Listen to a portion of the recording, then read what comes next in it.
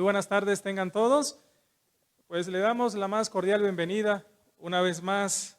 Como cada miércoles de aquí en adelante estaremos estudiando a las 6:30 de manera expositiva el libro de Daniel. El miércoles pasado estudiamos un poquito acerca del contexto histórico para ubicarnos en el espacio de tiempo y en las condiciones históricas en las que se desarrolla este libro. Y nada más vimos lo que es el versículo 1, pero hoy vamos a tratar de avanzar del versículo 1 de manera expositiva hasta el versículo 7. Entonces, seguimos con nuestro estudio expositivo y en el estudio pasado, como les decía, vimos el contexto histórico. Una de las reglas muy importantes para hacer una correcta interpretación bíblica es precisamente el contexto histórico. Vimos que el rey de Babilonia hizo 3 incursiones en Israel. En la primera, llevó cautivo de los hijos de Israel a Joacín, rey de Judá, quien escuchó e hizo caso de la profecía de Jeremías y no opuso resistencia y se dejó llevar cautivo. Junto con Joacín fue llevado el linaje real de los príncipes, entre los que estaban Daniel y sus amigos. Pero hay algo muy importante que debemos de ver en el versículo 2. Vamos a leer el versículo 1 y versículo 2 del capítulo 1 del libro de Daniel. Dice así la Escritura: en el año 3 del reinado de Joacín, rey de Judá, vino Nabucodonosor, rey de Babilonia, a Jerusalén y la sitió. Y el Señor entregó en sus manos a Joacín, rey de Judá, y parte de los utensilios de la casa de Dios, y los trajo a tierra de Sinar, a la casa de su Dios, y colocó los utensilios en la casa del tesoro de su Dios. La pregunta es, porque hay preguntas que debemos de hacerle al texto, la pregunta es, ¿quién entregó a Joacín y parte de los utensilios de la casa de Jehová? Dice el versículo 2, y el Señor entregó en sus manos, en las manos del rey de Babilonia, Nabucodonosor. El Señor entregó, no fue la fuerza de Nabucodonosor, sino la ira de Dios por los pecados del pueblo que causó la ruina de Israel. Dios les había advertido una y otra vez por medio de los profetas hasta que vino el tiempo de la cautividad. Entonces, no fue el poder ni la fuerza de Nabucodonosor, fue Dios quien entregó a Joacín y a todo Israel y a Judá a la cautividad. Lo hemos dicho, en el primer sitio que hizo Nabucodonosor a Israel, no destruyó por completo a Israel, pero sí se cumplió la palabra que había dicho por boca de Isaías. Quiero que vayamos sin perder Daniel, quiero que vayamos al profeta Isaías, capítulo 39. Vean lo que dice Isaías, capítulo 39, del versículo 1 al 7. Sabemos, déjenme ponerlos un poquito en contexto, Ezequías había enfermado gravemente de muerte y Dios le permitió sanar, le regaló otros 15 años más de vida. Y dice la Escritura que en aquel tiempo Medorac Baladán, hijo de Baladán, rey de Babilonia, envió cartas y presentes a Ezequías porque supo que había estado enfermo y que había convalecido. Y se regocijó con ellos Ezequías y le mostró la casa de su tesoro, plata y oro, especias, ungüentos preciosos, toda su casa de armas y todo lo que se hallaba en sus tesoros. No hubo cosa en su casa y en todos sus dominios que Ezequías no le mostrase. Entonces el profeta Isaías vino al rey Ezequías y le dijo: ¿qué dicen estos hombres? ¿Y de dónde han venido a ti? Y Ezequías respondió: de tierra muy lejana han venido a mí, de Babilonia. Dijo entonces: ¿qué han visto en tu casa? Y dijo Ezequías: todo lo que hay en mi casa han visto, y ninguna cosa hay en mis tesoros que no les haya mostrado. Entonces dijo Isaías a Ezequías: oye palabra de Jehová de los ejércitos. He aquí, vienen días en que será llevado a Babilonia todo lo que hay en tu casa y lo que tus padres han atesorado hasta hoy. Ninguna cosa quedará, dice Jehová. De tus hijos, ¿a quién estaba hablándole Isaías? A Ezequías, el rey. De tus hijos que saldrán de ti y que habrás engendrado, tomarán y serán eunucos en el palacio del rey de Babilonia. De manera que se cumplió. ¿Qué había hecho Ezequías? Pues había mostrado todos sus tesoros imprudentemente a los embajadores de Babilonia. Nabucodonosor, dice Daniel 1:2, se llevó a su país los vasos sagrados y los puso en la casa de su dios Bel o Marduk, a quien daba las gracias por todos los éxitos que estaba consiguiendo. Pero ¿quién había entregado en manos de Nabucodonosor a Judá? Dios. Pero el introducir los utensilios, en el caso de Nabucodonosor, el introducir los utensilios en la casa de su Dios era para demostrar que su Dios era más poderoso que el Dios de Israel. El introducir los utensilios era un sometimiento de los demás dioses a su Dios, pero no se llevó todo, sino parte de ellos. Todavía quedaron algunos por si el pueblo se arrepentía y se impedía con eso el que fuese deportado también el resto. Quiero que vean lo que dice Jeremías 27:18. ¿Quieren ver Jeremías 27:18? Jeremías 27:18 dice así. Jeremías 27:18. Y si ellos son profetas, y si está con ellos la palabra de Jehová, oren ahora a Jehová de los ejércitos para que los utensilios que han quedado en la casa de Jehová y en la casa del rey de Judá y en Jerusalén no vayan a Babilonia. Había en cierta manera esa esperanza. Algo muy importante que debo mencionar es que con esta incursión, escuchen esto, con esta incursión comenzó el tiempo de los gentiles. Todavía estamos en el tiempo de los gentiles. Aún no ha terminado ese tiempo. Desde entonces Israel no ha gozado libertad ni paz en la tierra prometida. Desde entonces, y esto lo veremos más adelante con esa figura, ese sueño que tiene y que Daniel interpreta, esa figura de diferentes materiales.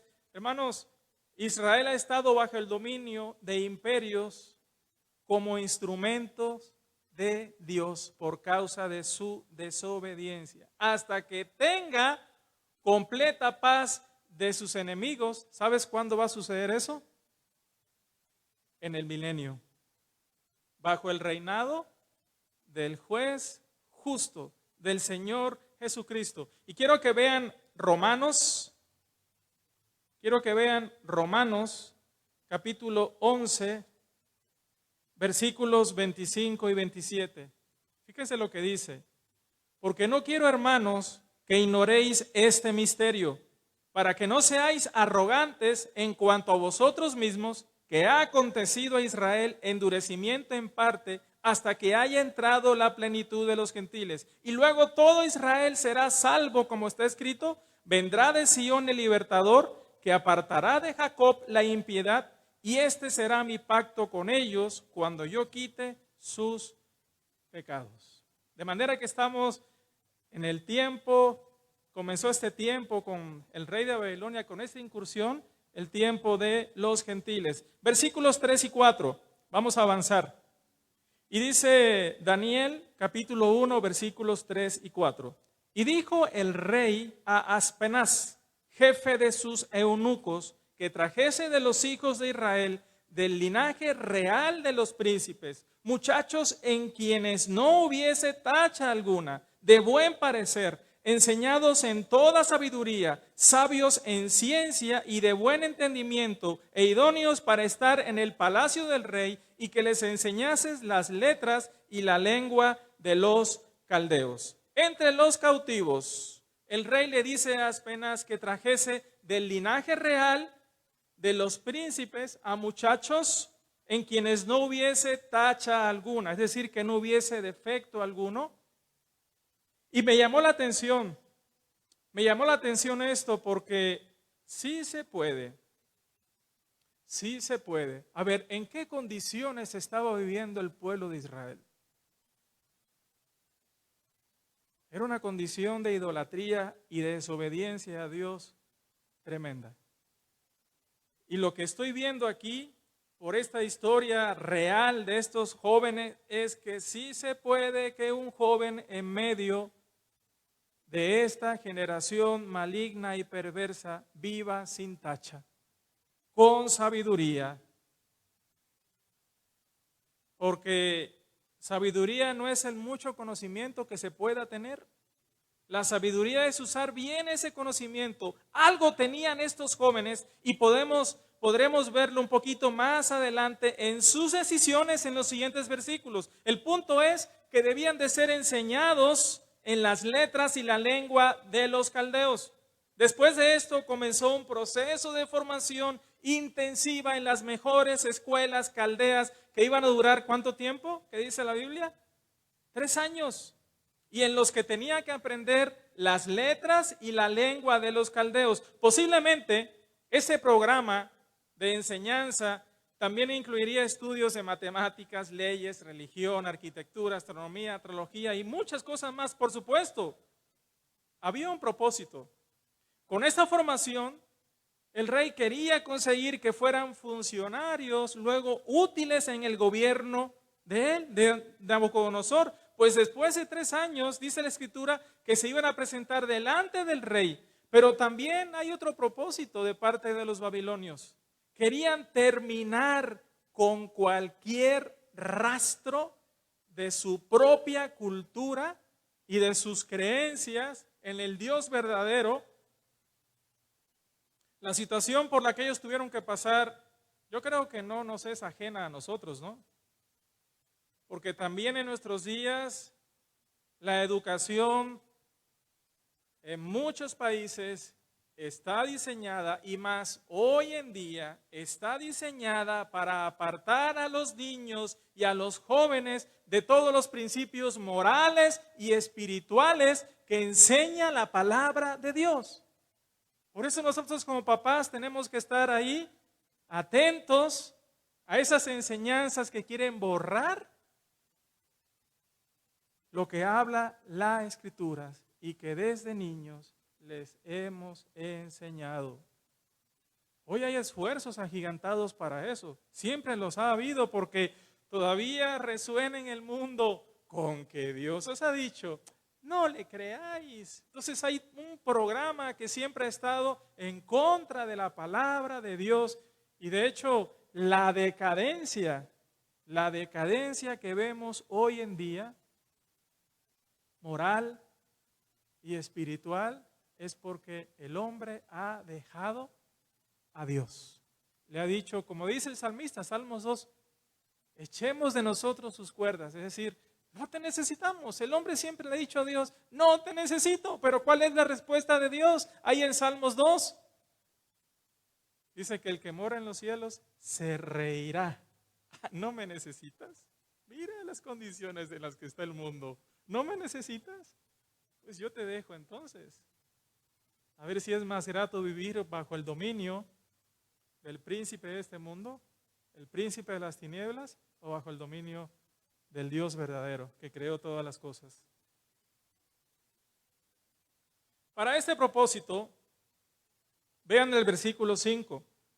Y le señaló el rey ración cada día de la provisión de la comida del rey y del vino que él bebía, y que los criase 3 años, para que al fin de ellos se presentasen delante del rey. Es importante porque para este propósito que tenía el rey de su provisión, le señaló ración de comida y de vino cada día. ¿Para qué? para que ellos se ocuparan ¿en qué? En sus deberes. Sin duda, hermanos, yo pienso que la provisión del rey, porque lo mismo que comía el rey, comerían ellos. La provisión del rey, yo creo que era de la mejor calidad y variedad que se pudiera encontrar. Era prácticamente comer a la mesa del rey. No obstante, y aquí es donde podemos ver el carácter de estos jóvenes que a pesar de su corta edad, posiblemente tendrían entre 14 o 16 años. ¿Puede un jovencito de 14 o 16 años ser fiel a Dios? ¿Puede? Bueno, para un jovencito judío, aquello constituía un verdadero problema, ya que muchas de esas comidas no serían consideradas limpias. Ahí en Levítico capítulo 11 y en Deuteronomio capítulo 14, vamos a ver Deuteronomio capítulo 14, ahí nos habla algo de esto. Vean Deuteronomio 14, luego pueden leer en sus casas Levítico 11, pero en Deuteronomio capítulo 14, del versículo 3 en adelante, dice, nada abominable comerás. Estos son los animales que podrás comer. Y ahí empieza a hablarnos de todo, de los animales limpios y de los animales inmundos. Pero aquí había un problema. Y el problema es que todo cuanto se hacía, se agradecía a quién. Se ofrecía primero a quién. Porque creían que quién era el que les daba todas las cosas. Los dioses. Y en este caso, de los dioses principales de los babilonias eran precisamente Bel o Marduk. Esos eran los ídolos de los babilonios. Tenían muchos dioses, pero Bel, Marduk, Nabu, de hecho, de ahí viene la palabra, acuérdense, las palabras en cierta manera, los nombres hacían referencia al Dios principal que adoraban, y Nabucodonosor, Nabu hace referencia primero a uno de los ídolos, a uno de los dioses de los babilonios. Y entonces, hermanos, ¿qué sucedía? De hecho, todas esas palabras en otros nombres, un ejemplo, Moisés, Ramsés, o sea, tienen un diminutivo precisamente de esos dioses de Egipto. Así era, pero no es diferente hoy en día, déjame decirte. Y la Biblia nos da mucha enseñanza acerca de eso. La podemos ver ahí en Corintios. Le dice a los creyentes, oigan, ¿saben qué? Porque había un problema. De todo lo que os pongan delante, ustedes coman. Y de todo lo que vendan en la carnicería, ustedes coman. Pero si alguien les invita y dice que eso fue sacrificado a los ídolos, entonces ¿saben qué? No lo coman solamente por motivo de conciencia. No por la de ustedes, sino por el que es débil y que puede caer por eso. No, porque el ídolo no es nada. El ídolo no es nada. Y todo es santificado por medio de la oración. Pero ¿el testimonio qué? Y entonces estos jóvenes sabían que esta comida primero era ofrecida a los ídolos de Babilonia. Ellos agradecían que estos ídolos eran el que le daban todas las cosas y ellos no querían conformarse a su entorno o circunstancias. Ellos querían mantenerse limpios, fieles a Dios. Entonces, como vemos, el proceso de transformación cultural al que estaban siendo sometidos estos jóvenes no solo se limitaba exclusivamente a lo intelectual, porque ¿para qué los llamó y los escogió Aspenaz? Para instruirlos en qué. ¿Cómo dice la Escritura? En las letras y en la lengua de los caldeos, pero también en todas estas materias de las que les hablaba. Entonces, esto no se limitaba exclusivamente a lo intelectual, sino que tenía que ver también con los aspectos más íntimos de su vida diaria, incluyendo hasta su dieta, lo que comían. ¿Qué dice Romanos, hermanos? ¿Qué dice Romanos? Capítulo 12. Os ruego, hermanos. Versículo 1. Os ruego, hermanos, por las misericordias de Dios, que presentéis vuestro cuerpo en sacrificio vivo, santo, agradable a Dios, que es vuestro culto racional. No os conforméis a este siglo. Ellos no se estaban conformando, sino transformados por medio de la renovación de vuestro entendimiento, para que comprobéis cuál sea la buena voluntad de Dios, agradable y perfecta. Entonces, ven la actitud de estos jovencitos. Vamos a verlo más adelante. En este caso, era el rey quien determinaba cuál era el menú, y dice la Escritura, y le señaló. Versículo 6. Aquí nos habla de los jóvenes.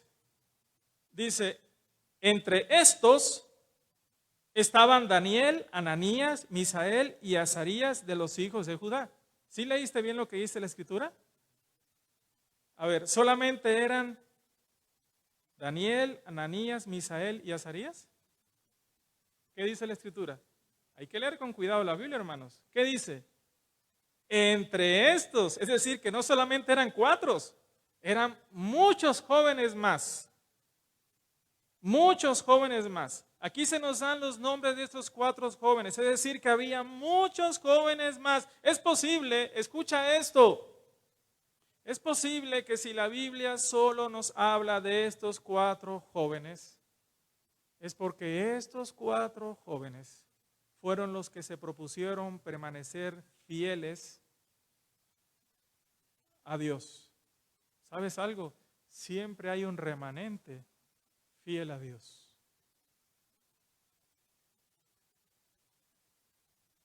Es una pregunta para nosotros. ¿De dónde somos? ¿Somos del remanente fiel o de aquel que puede un día tener un pie acá y otro acá y conformarse y entonces venir el domingo y transformarme? Es tremendo, pero hermanos, Dios sabe lo difícil que es permanecer fieles en un mundo que vive contrario a su palabra. Dios lo sabe, pero si encuentra en nosotros ese deseo de permanecer fieles, si encuentra esa intención y sabe, es que no puedo, es que quiero, y estamos, si Él encuentra esa intención en nosotros, ¿sabe lo que va a suceder? Es lo que dice Filipenses 2. Miren lo que dice. Filipenses 2.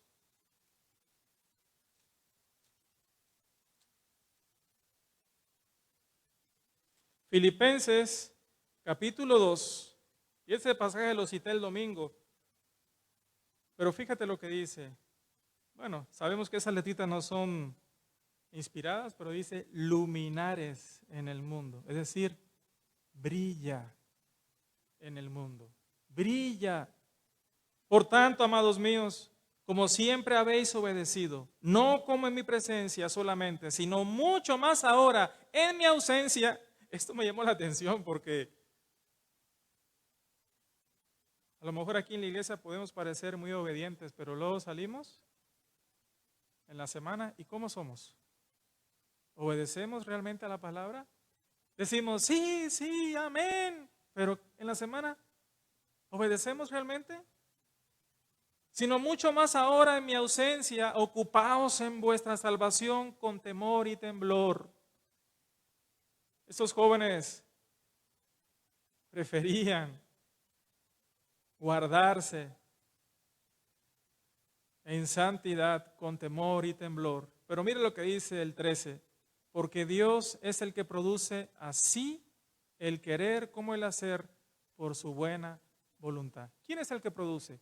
Si Dios encuentra en nosotros ese deseo, es que es difícil, Señor, Él lo sabe. ¿Qué dice la Escritura? Ahí en Hebreos capítulo 4, versículo 15, porque no tenemos un sumo sacerdote que no sepa compadecerse de nuestras debilidades, sino uno que fue tentado en todo, pero sin pecado. De tal manera que Él sabe, Él se compadece, y si en nosotros está el deseo, entonces Él va a producir en nosotros, Él nos va a dar el valor y la confianza y la fe para poder permanecer. Versículo 7. A estos el jefe de los eunucos puso nombres. Puso a Daniel Belsasar, a Ananías Sadrac, a Misael Mesac y a Azarías Abed-nego.